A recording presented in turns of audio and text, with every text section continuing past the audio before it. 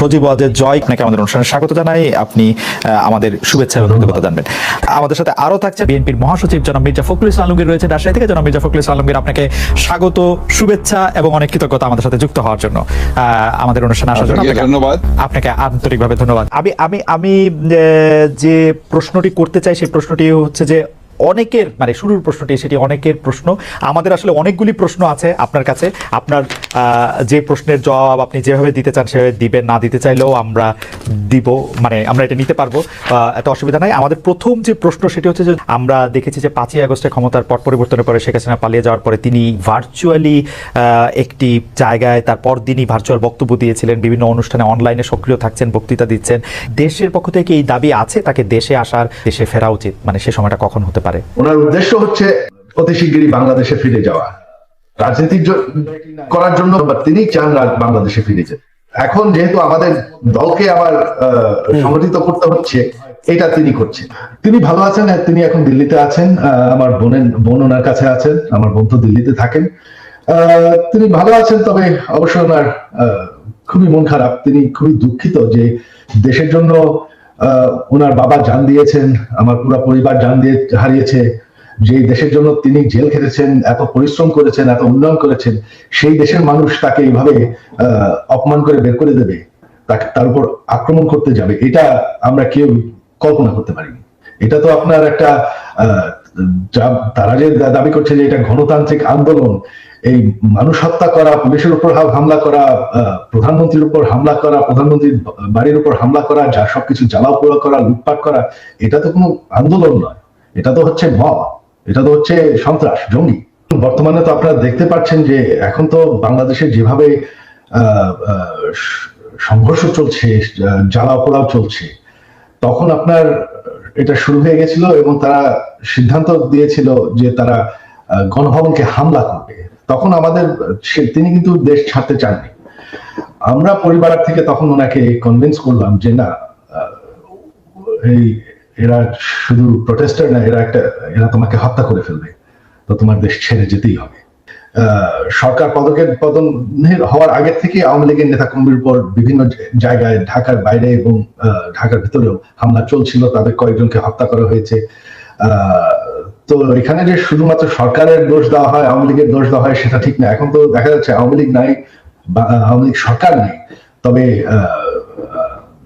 নির্যাতন তো চলছে। আমাদের সকল মন্ত্রীদের বাসা জ্বালিয়ে দেওয়া হয়েছে, বঙ্গবন্ধু মিউজিয়াম পর্যন্ত জ্বালিয়ে দেওয়া হয়েছে, যেখানে জাতির জনক বঙ্গবন্ধু এবং আমার পুরো পরিবারকে হত্যা করা হয়, যেটা একটা মিউজিয়াম ছিল, সেটাকে তারা পুড়িয়ে ফেলেছে। আমাদের নেতাকর্মী কয়েকজন এমপি মারা গিয়েছেন, অনেক নেতাকর্মীকে হত্যা করা হয়েছে। আর আমি শুনতে পাচ্ছি যে হিন্দুদের উপর আক্রমণ হয়েছে, কিছু মন্দির পুড়িয়ে দেওয়া হয়েছে। তো এই সংঘর্ষ তো আগে থেকেই শুরু হয়ে গেছিল। এটা তো এখন তো আমাদের সরকারের দায়ী নাই, আমাদের আওয়ামী লীগ তো এখন আর এই সংঘর্ষের জন্য দায়ী না। দেশের জন্য এত করেছি, এই যে গত 15 বছরে আপনার জানেন আমি ডিজিটাল বাংলাদেশ বানিয়েছি, এটা আমার স্বপ্ন ছিল। আমি সরকার থেকে কোনো বেতন নেই, বিনা মূল্যে আমি এই কাজটা করেছি। আমি প্রচুর পরিশ্রম করেছি বাংলাদেশকে ডিজিটাইজ করতে, গ্রাম পর্যন্ত ডিজিটাল বেনিফিট পৌঁছানোর। তারপরে যদি বাংলাদেশের মানুষ, এই যে উন্নয়ন আমরা করেছি, তারপরে যদি বাংলাদেশের মানুষ আমার পরিবারের সাথে এরকম করে, তাহলে আমাদের আর কিছু বলার আর করার নেই। আওয়ামী লীগ মরে যায়নি, আওয়ামী লীগ হচ্ছে বাংলাদেশের সব থেকে পুরাতন দল। সবাই যে মনে করে যে আওয়ামী লীগের পপুলারিটি নাই, দেশে আপনার 17 কোটি মানুষ, 17 কোটি মানুষের মধ্যে এখনো আপনি যদি নিরপেক্ষ নির্বাচন হয়, আমি জানি আওয়ামী লীগ ভোটে জিতে আসবে।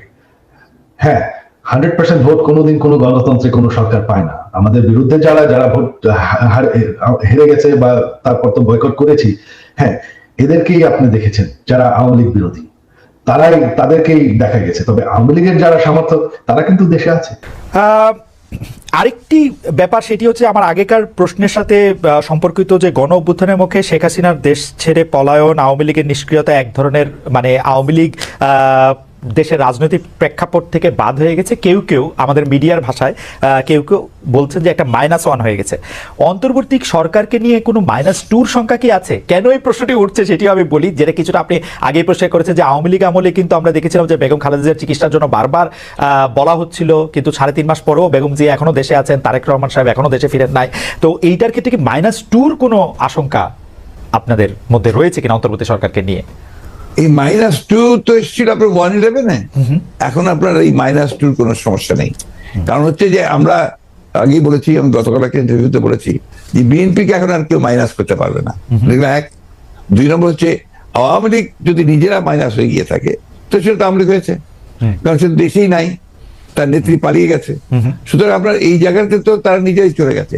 এখানে একটা জিনিস আমাদের সবসময় মনে রাখতে হবে যে রাজনৈতিক দলটি পলিটিক্যালি ব্যাংক্রাফট হয়ে যায়। আওয়ামী লীগ তো এখন আসলে পলিটিক্যালি ব্যাংক্রাফট একটা রাজনৈতিক দল। আমি আগে থেকেই বলছিলাম কথাটা আর কি।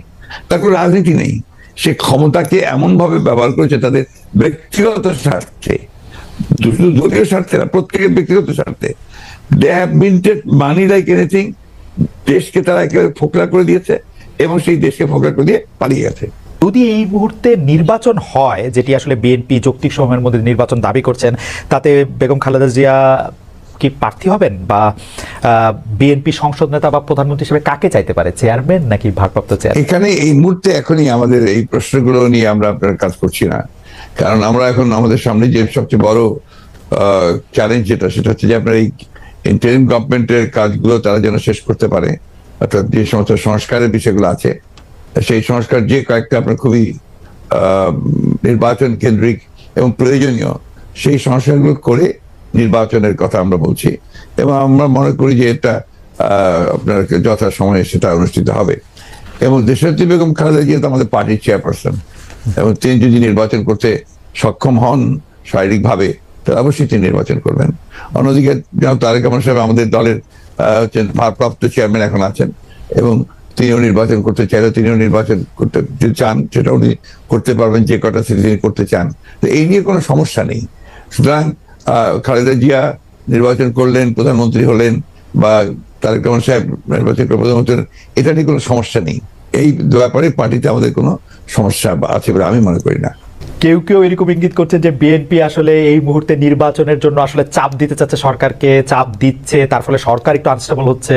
এইটা কি ঠিক? আবার অন্যদিকে সরকারের একটা জায়গা থেকে মনে হচ্ছে যে সরকার 2 বছর 4 বছর, হঠাৎ করে ডক্টর ইউনূস এটা 4 বছরের কথা বলাতে সেটা নিয়েও একটা বিভ্রান্তি তৈরি হয়েছে। আপনি এটাকে কিভাবে দেখেন? আমি দেখি একটু ভিন্নভাবে। এটা দেখি যে আমাদের দেশের মিডিয়া, আপনারাই যারা মিডিয়াতে কাজ করেন, আপনারা সবাই স্পেকুলেশনস করেন এবং স্পেকুলেশন করলে এটা আপনাদের হয়তো বা খুব ভালোরা হয়, কিন্তু আমাদের জন্য আমরা এই ব্যাপারটা আমি ব্যক্তিগতভাবে খুব বেশি আগ্রহী নই। কারণ আমরা আপনি যে কথাগুলো বললেন তার একটার সঙ্গে কোনো বাস্তবতার মিল নেই এবং আমরা সেই ধরনের কোনো চিন্তা করছি না বা সে ধরনের করছিও না। এবং আমি এখন পর্যন্ত দেখিনি যে আপনার সরকার যারা ইন্টারিম গভর্নমেন্ট আছেন তারা বেশি সময় থাকতে চান, 4 বছর থাকতে চান। কথাগুলো সেভাবে আসেনি, এগুলো আপনার মিসরিপ্রেজেন্টেড হয়েছে মিডিয়াতে।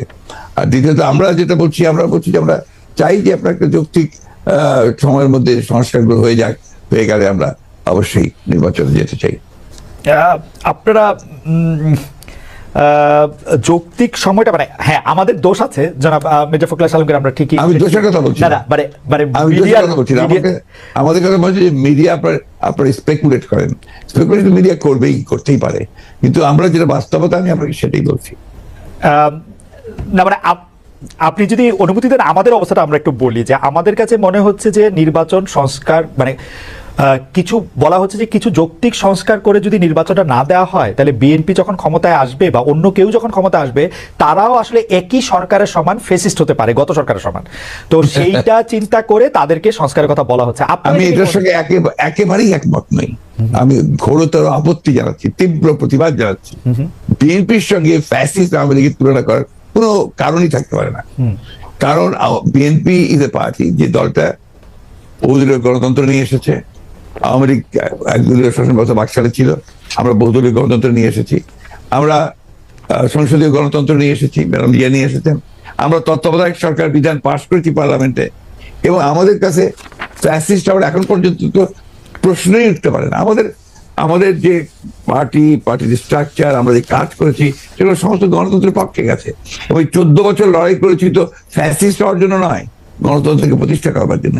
সুতরাং এই কথাগুলো যখন বলা হয়, তখন এই কথাগুলো আমার কাছে মনে হয় যেটা আপনার শুধুমাত্র